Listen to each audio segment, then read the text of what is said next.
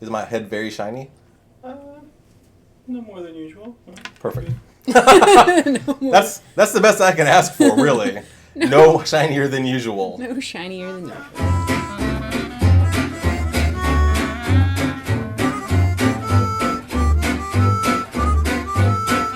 Back to the original co-hosts, Paul and Katie. Woo! Hey! And this is going to be, it's probably you. Can you read out the question, the submission for us? The submission says, what about nervousness? I have not had many partners, and I worry about disappointing someone who has had much more experience. Okay, get serious, Paul. Getting serious, Katie.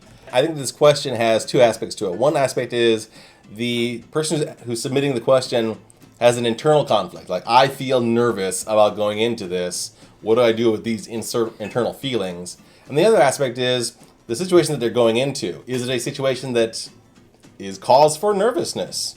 Here's the thing. I think nobody is good their first time with a new partner. It takes a little while for people to learn each other's bodies and learn each other's little peccadillos, and it's, what people like. So I just say, hey, you get on top. Like, you show me what you like, I'll show you what I like, and then we'll figure it out together. And I don't anticipate people being great the first couple of times we do it. I think that's fair, and you shouldn't anticipate that. Yeah. Any guy who is watching this, you probably suck the first time you're with a new girl. Just keep that in mind. This is not to say you should be nervous. You're just probably going to suck at it until you get to know her a little bit. Also, talk about stuff. People underestimate the power of actually saying, hey, can you do this thing that I like? How about that? Communicating makes a big difference, but there's a huge fear of being rejected for your request. And if you couple that fear with the nervousness that the person is already going into this with, just going through the enthusiastic consent part alone, that might be difficult enough for them, let alone making specific requests for stuff. See, here's the thing, though. I think most people don't want the person you're having sex with to leave the time you had sex with them thinking, boy, that person sucked. I think that if you make a request, more often than not, people want to make you happy in that moment. So they're going to do whatever weird thing you want them to do. And I think most of the time, our requests are not as weird as we think they are. Yeah. I think that you're right about all those things. I don't want to get too much into the mechanics of this, but the nervousness is already a factor for this question asker. Mm-hmm. And so I don't know if the question asker had a penis or a vagina, but for both scenarios, your nervousness can work against you. Oh, are you saying like you're not going to be able to get it up because you're nervous? nervous? So if you have a penis and you can't get it hard if you're nervous, that's a problem. If you have a vagina and you don't get wet because of your nervousness, or you're clenched up because of your nervousness, that could be a problem. Dudes, you're on your own. I don't know how to make a soft penis hard if it's not like working. So, Paul, I don't know. I got nothing on that. People way overestimate the size of their penis, and they way overestimate the tightness of their vaginas. Like, I really feel like most of the time you're going to be okay. Like, even if you're a little clenched, you're still going to be fine. I mean, I don't think anything's going to break. I don't think anything's going to tear. No. I'm just saying it's not going to be as pleasant. Like, the reason why women get wet and open up is because they're excited and they're into it and the blood's rushing to the right places and they want to be there. The nervousness might get in the way of that. Yeah. From the point of view of the person with the penis in the situation, I've definitely had performance issues from nervousness, stressed out, being too tired. For whatever reason, I'm having performance issues, and it's almost all the time psychological. If you have a nervousness that's keeping you from getting excited, sexually aroused into the scenario, my best recommendation is to relax, slow it down, just do the stuff that's first date stuff. Make out, touch each other, take it slow. If you don't have sex that night, it's okay. You could have another night to try again when you are both into it. And I think what you'll find is that nervousness goes away once you realize not only are you there because you want to be and you're trying to enjoy it, the other person wants to be there and enjoy you as well. I think women could feel that for whatever reason, especially if they're very inexperienced, that they won't satisfy their partner. I guess maybe this has just been easier for me because I'm a chatty person just sort of by nature.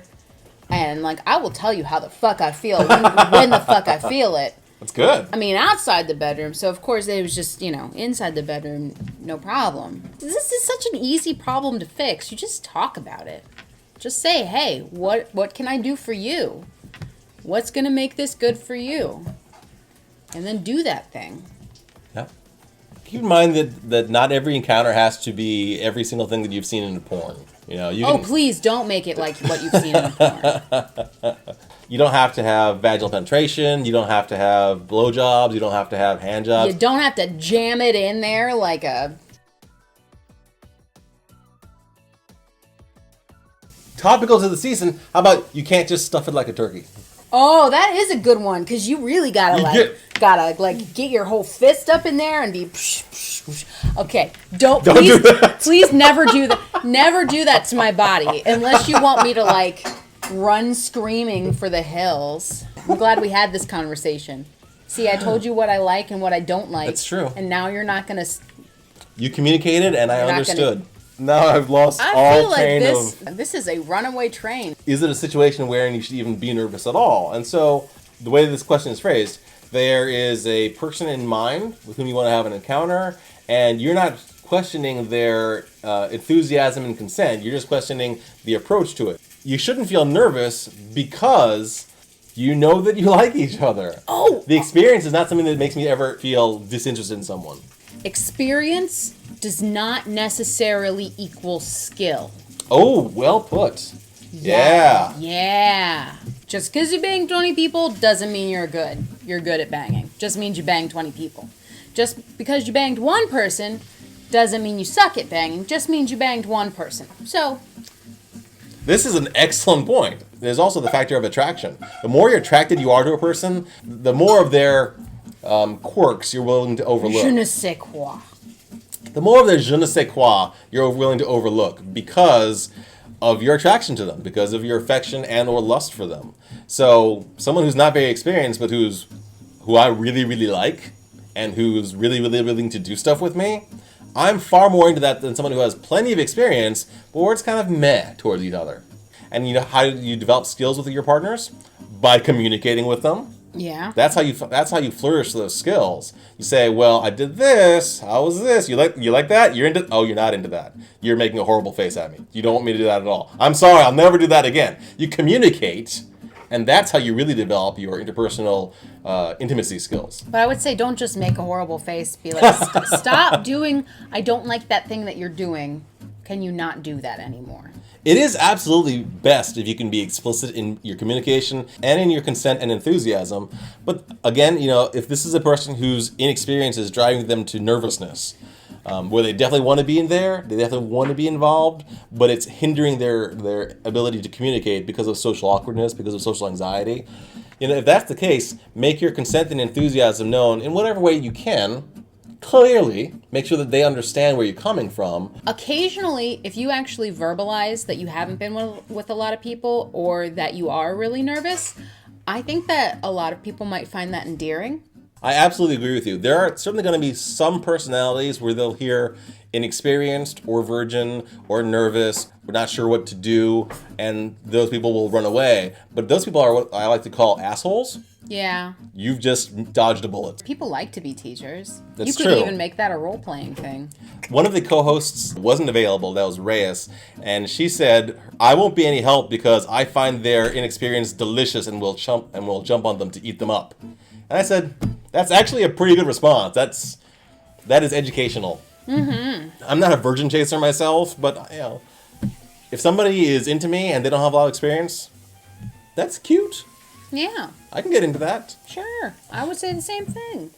There's something about learning stuff together, especially really intimate, private stuff together, that's very bond-inducing. You develop some strong bonds from that. And those bonds can result in, hey, great sex, too. Yeah, really great sex, actually. If you are into each other, and you're willing to talk about what you're going through, and you don't force each other to do anything, or cross any boundaries, then I think there's no reason for nervousness. And even if you have some nervousness, you can work through it together. So this is a lot of stuff that we've thrown at you, anonymous question asker. I hope that we've helped. If we have helped, please subscribe, please like, please send us lots more questions. None of this is probably you. I would actually say if you go into a situation where you're less experienced and you make that clear, you communicate and you're honest about what you're going through, and it doesn't work out, it's probably them. Thank you for asking, and we'll see you next time on It's Probably You. Like, I don't know how it fits in pants and stuff. I don't know how you pee with it. I don't get it.